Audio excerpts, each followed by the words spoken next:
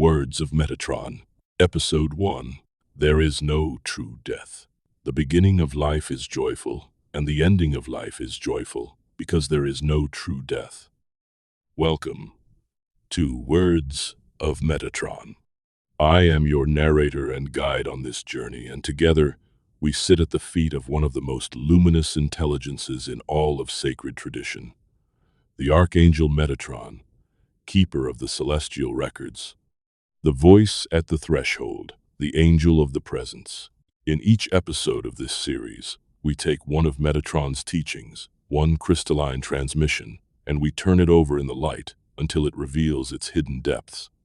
We approach these words not through blind belief, but through Gnosis direct, living, inner knowing, because that is the Gnostic Path, not the faith of the uninitiated, but the fire of the awakened. Today's teaching is this: the beginning of life is joyful, and the ending of life is joyful, because there is no true death. Let us go in. The Gnostic Cosmos. Where does life begin? To truly understand what Metatron is saying, we must first understand the world as the Gnostics understood it. In the Gnostic vision, the cosmos is not the creation of the highest God, the true Father, the invisible Spirit, the monad. The physical world we inhabit was fashioned by a lesser being, a divine craftsman known as the Demiurge, a power who looked upward at the Pleroma, the fullness of light, and fashioned a dim reflection of it downward into matter. But here is the great secret, the hidden spark that drives all of Gnostic teaching. Within each human soul, there is a fragment of that original divine light. The Gnostics called it the Pneuma, the spiritual seed, the divine ember, carried down from the Pleroma and clothed in flesh.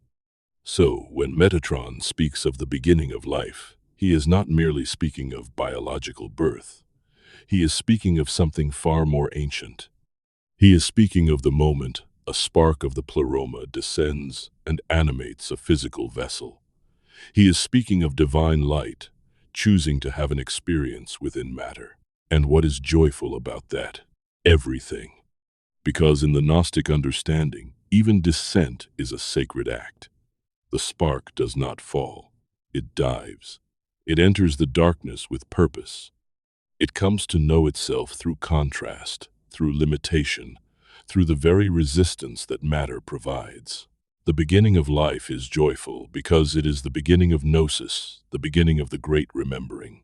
You did not arrive here by accident. You arrived here as light, choosing density so that it might learn the texture of its own luminosity. The illusion we call death. Now let us move to the second part of the teaching, and perhaps the most radical. The ending of life is joyful, because there is no true death. In conventional understanding, death is the great terror. It is the void, the erasure, the cessation. Cultures across history have been organized around the management of this terror. Entire religions built as fortresses against the fear of non-existence. But Metatron dissolves this fear not by offering comfort, but by offering correction. Death, as we understand it, is not real. The Gnostics would agree wholeheartedly. In their framework, what dies in death? The body, the hylic shell, the material garment. That which was fashioned from the Demiurge's hands returns to the Demiurge's world. Dust to dust, as another tradition says. But the Pneuma, the divine spark within, cannot die. It is not subject to the laws of matter, because it does not originate in matter. It originates in the Pleroma, in the realm of pure being, pure light, pure knowing.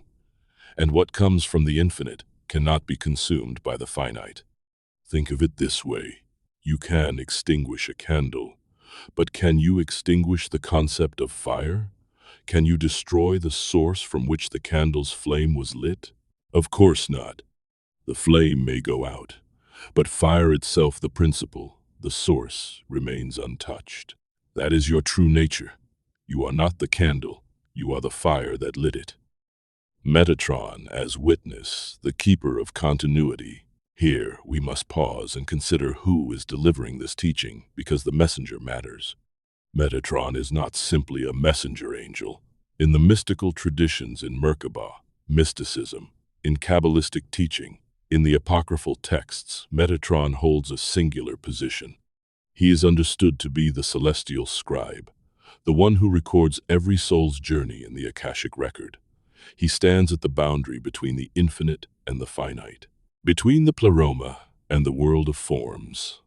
He has seen every birth. He has witnessed every death. He does not theorize about what lies beyond. He has watched countless millions of souls arrive in bodies, live out their arc, and then shed their vessels and continue. His statement is not theology, it is testimony. He is not saying there is no true death because it makes us feel better. He is saying it because he has stood at the threshold and watched what actually happens, and what he has seen is not an ending, it is a translation, a transformation, a soul stepping out of one form of experience and into another. In Gnostic terms, the liberated soul at death has the opportunity to begin its ascent through the archontic spheres, those layers of cosmic gatekeepers who seek to hold the spark in the cycle of return. The soul that carries Gnosis, that knows its own divine origin, can navigate these layers, answer the demands of each gatekeeper with wisdom, and rise toward reunion with the Pleroma. Death, for the Gnostic, is not an ending. It is the exam at the end of the course, and Metatron standing at that threshold is joyful, because he knows what awaits the soul who passes through. Both thresholds are holy. Let us return to the symmetry of this teaching, because it is deliberate and beautiful. Metatron says both the beginning and the ending are joyful, not just one, both. This is not accidental. In Gnostic thinking, the divine does not play favorites between birth and death. Both are thresholds. Both are gates. Both are moments when the membrane between the Pleroma and the material world becomes thin, when the divine light is most visibly present in the world of matter. Have you ever been in the room when a baby was born, or when someone took their last breath? There is something in those moments that stops ordinary time.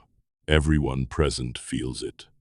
Even those with no spiritual framework, no theology, no tradition, they feel that something immense is moving through the room.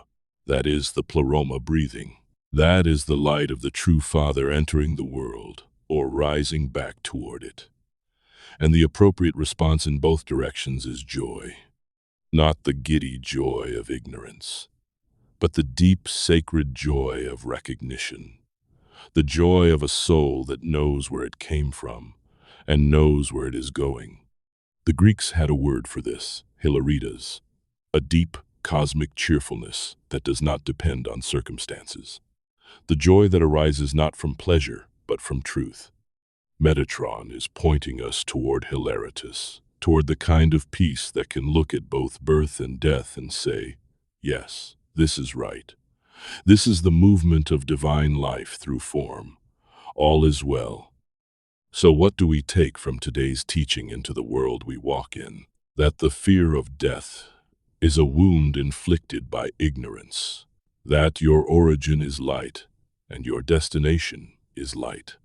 That every birth is the Pleroma reaching into matter, and every death is matter releasing its gift back to the Pleroma. That you, right now, in this body, in this life, are in the middle of a sacred arc, not a tragedy, not a mistake, a sacred arc. Metatron has watched this arc for every soul who has ever lived, and what he offers us is not platitude.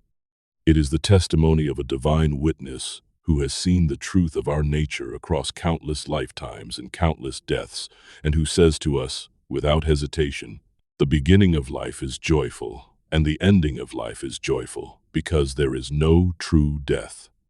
Let that land in you, not in your mind, but deeper, in the place where the Pneuma lives. The divine spark in you knows this already. You are not learning this today, you are remembering it. And remembering that is the very heart of Gnosis. Thank you for sitting with us in this teaching. If this transmission has moved something in you, share it. Leave a comment. Tell us what arose for you. The Gnostic Path is not a solitary one. It is walked in community, in dialogue, in the shared fire of awakening minds. Subscribe to this channel so you don't miss the next episode of Words of Metatron, where we will take the next teaching and go even deeper. Until then, carry your spark brightly. This is Words of Metatron.